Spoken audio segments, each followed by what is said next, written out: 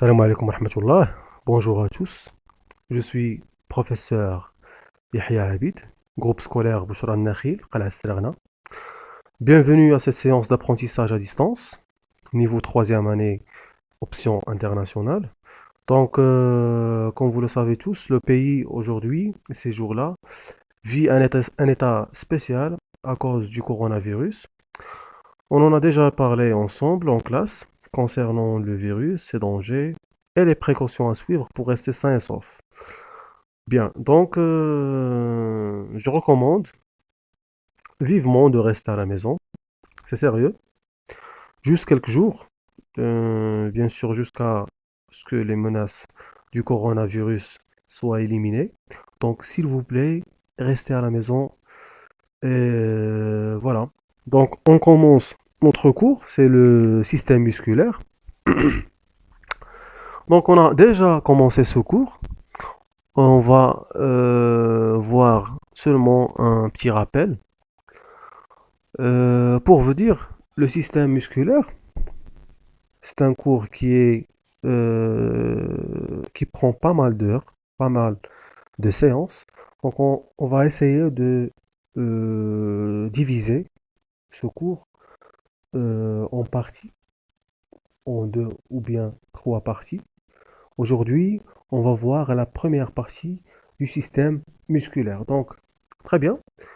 Passons directement à la situation de départ, qui dit toute activité nerveuse de type volontaire ou bien involontaire nécessite l'intervention d'un organe effecteur. C'est quoi cet organe effecteur? C'est bien sûr le muscle. Donc, comme vous le savez, et comme on a déjà vu en classe, les muscles au niveau du corps sont de trois types. Premièrement, les muscles cardiaques sont les muscles du cœur. Deuxièmement, les muscles lisses qu'on trouve au niveau de l'estomac, de l'œsophage, des vaisseaux sanguins, etc. Et les muscles qui nous intéressent le plus dans ce cours, ce sont les muscles squelettiques. Très bien. Et bien sûr, les muscles squelettiques, ils ont un type de motricité qui est volontaire. D'accord? Bien sûr, ils peuvent réaliser des mouvements involontaires, mais c'est la particularité de ces muscles, c'est qu'ils peuvent réaliser des mouvements volontaires, au contraire des deux autres types. Très bien. Donc, question. Première question, c'est quoi les propriétés du muscle squelettique? Deuxièmement, la structure de ces muscles. Troisièmement, comment préserver et comment protéger notre système musculaire. Très bien. Donc commençons tout d'abord par les caractéristiques du muscle squelettique. Mais avant, on va voir le rôle ou bien les rôles du muscle dans le mouvement. Comment ou bien quelle est la relation entre le muscle et le mouvement. Ici, on a un schéma qui nous montre le bras réalisant deux mouvements différents, mouvement de flexion et mouvement d'extension. D'accord? Donc flexion en arabe, teni. Et l'extension, c'est le bast. Très bien. Donc comme vous pouvez le voir, le bras humain est constitué d'os, l'hydra, et de muscles, bien sûr.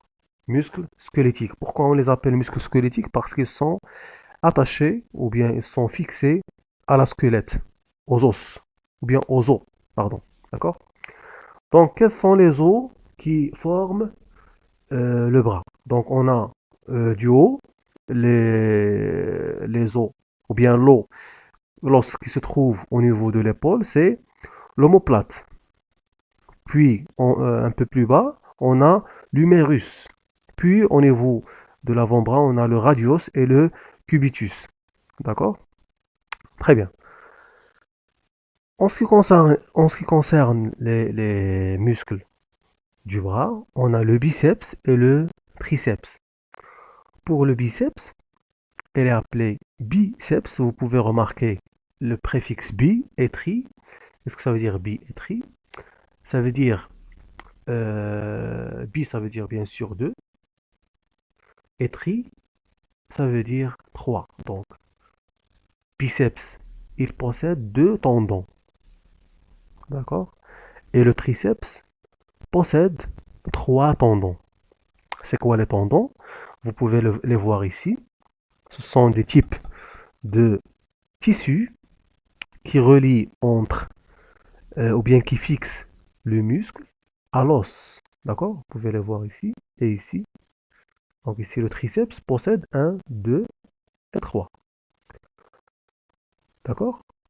Donc, ici, on a des tendons, ok, qui fixent les muscles aux os. D'accord? On va voir ici, il y a aussi ce qu'on appelle les articulations. Qu'est-ce que ça veut dire articulation? On a ici l'articulation du coude. Ok? Et ici, on a une autre articulation, c'est le poignet. Ici, l'articulation de l'épaule. C'est quoi une articulation? Vous pouvez la voir. C'est une jointure entre deux os séparés ou bien deux os indépendants. D'accord? C'est ce qui donne, en fait, c'est ce qui donne le mouvement. D'accord? Comme on a déjà vu en classe. Très bien. Donc, vous pouvez voir ici qu'on a le rouge représente le muscle contracté et le vert représente le muscle relâché. Très bien. Donc, le biceps qui est en haut, ici, en mouvement de flexion, on peut remarquer qu'il est en contraction. D'accord? Et le triceps, il est en mouvement de relâchement. Il est relâché. D'accord? Vous pouvez faire ça maintenant. Donc, pliez votre bras et vous allez remarquer que le biceps, il est gonflé, il est gros, il est dur. Et sa longueur, comme on a déjà vu, elle diminue. D'accord? Contrairement au biceps qui est en bas, donc sa longueur augmente et son épaisseur diminue. D'accord? Donc, cette diminution de longueur tire l'avant-bras vers l'épaule et donne le mouvement de flexion. D'accord? C'est l'inverse pour l'extension. Donc, l'extension, on a le muscle triceps qui réalise une contraction et le muscle biceps est relâché. D'accord? Le résultat, c'est l'extension. Pourquoi? Parce que le muscle contracté, pardon, muscle contracté triceps, il tire l'avant-bras. C'est ça l'avant-bras. D'accord? Ça c'est le bras et ça c'est l'avant-bras. Tire l'avant-bras vers le sens contraire. Vous voyez la flèche. D'accord? Et donne un mouvement d'extension.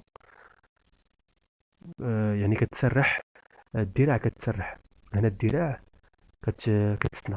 D'accord? Bien. Donc, comme description de l'état du biceps et du triceps lors de l'extension et la flexion du bras, on peut dire que durant la flexion du bras, le biceps se contracte, comme on a déjà vu, et le triceps se relâche. D'accord? La situation s'inverse lors de l'extension du bras. Ça veut dire le triceps se contracte cette fois-ci et le biceps se relâche. Très bien. Donc, deuxième point, c'est déduire, ou bien on déduit que ces deux muscles sont antagonistes. Ça veut dire antagoniste, ça veut dire euh, que ils sont opposés. Vous pouvez voir ici que les muscles se comportent d'une manière opposée, totalement opposée à l'autre muscle. D'accord? Donc celui-là, il est contracté, l'autre, il est relâché. Ici, c'est l'inverse. Le biceps, il est relâché, mais le triceps, il est contracté. Donc on va dire que ces muscles-là, ils sont antagonistes. Très bien. Les tendons. Donc on a dit que les tendons sont des tissus. Qu'est-ce qu'ils font? Tout simplement, ils fixent les tendons, ils fixent pardon, les muscles sur les os. Donc c'est une liaison entre l'os et le muscle. Très bien. qu'en conclusion, on peut dire que l'activité des muscles assure les mouvements en se contractant. Les mouvements déplacent les os sur lesquels ils sont fixés par des tendons. La contraction d'un muscle fléchisseur s'accompagne du relâchement du muscle antagoniste. Ça veut dire ça. Donc, fléchisseur, ça vient de la flexion. C'est quoi un muscle fléchisseur? C'est le muscle qui réalise un mouvement de flexion lorsqu'il se contracte. D'accord? Par exemple, ici, c'est quoi le muscle fléchisseur? C'est bien sûr le biceps. Pourquoi? Parce que lors de sa contraction, on a un mouvement de flexion. Le muscle triceps, lors de sa contraction, il ne donne pas de flexion, il nous donne une extension. D'accord? Donc, ce n'est pas un muscle fléchisseur. Le biceps, c'est un muscle fléchisseur. Ici, on a le muscle extenseur. Pourquoi? Parce qu'il nous donne une extension. C'est bon? Et ces deux-là, ils sont des muscles antagonistes. عضلتين متعارضتين متعاكسين. D'accord? Très bien. Comme remarque, on peut dire que l'articulation, c'est une jointure, d'accord? Comme on a déjà dit, qui permet un mouvement entre, c'est une jointure bien sûr entre deux os, qui permet un mouvement entre deux os ou plus. D'accord? Très bien. Passons maintenant aux propriétés du muscle squelettique. Quelles sont les propriétés de ce muscle? Pardon. Bien. Donc, on a la première expérience. Qu'est-ce qu'il montre? La première expérience montre un muscle qui est en repos au début de l'expérience. Et le même muscle est exposé à une source d'électricité, de charge électrique. Donc, le résultat, c'est une contraction du muscle. Vous pouvez voir ici que son épaisseur il a augmenté et sa longueur a diminué. D'accord? Donc ici on peut tirer la première propriété qui est bien sûr la contractilité. Qu'est-ce que ça veut dire la contractilité? C'est le pouvoir du muscle à se contracter.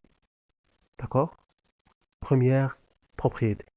On peut tirer aussi une deuxième propriété, laquelle c'est bien sûr l'excitabilité. Qu'est-ce que ça veut dire l'excitabilité?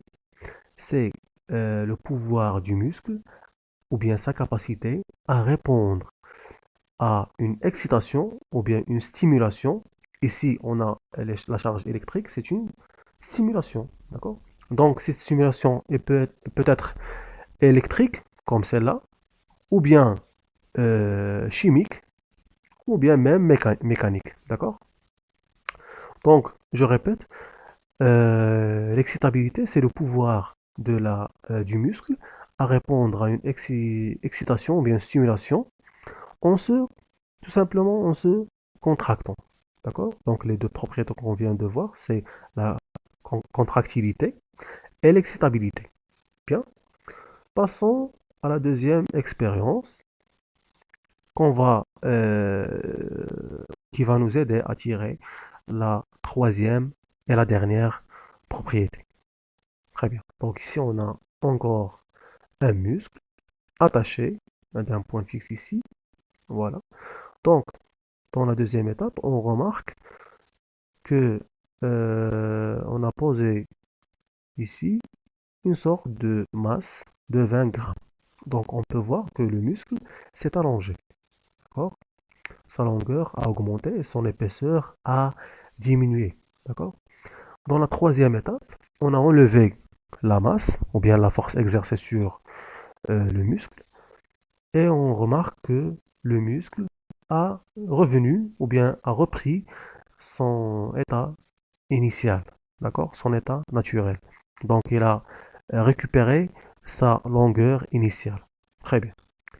Donc ici, on peut retirer la première propriété qui est l'élasticité. C'est quoi l'élasticité? C'est tout simplement le pouvoir du muscle à reprendre sa longueur initiale après avoir éliminé ou bien enlevé une masse ou bien n'importe quelle force exercée sur ce muscle qui a donné qui a donné un allongement. D'accord? Très bien. Mais on doit bien sûr euh, dire que cette propriété, elle est limitée. Comment? Donc l'expérience suivante va nous expliquer plus.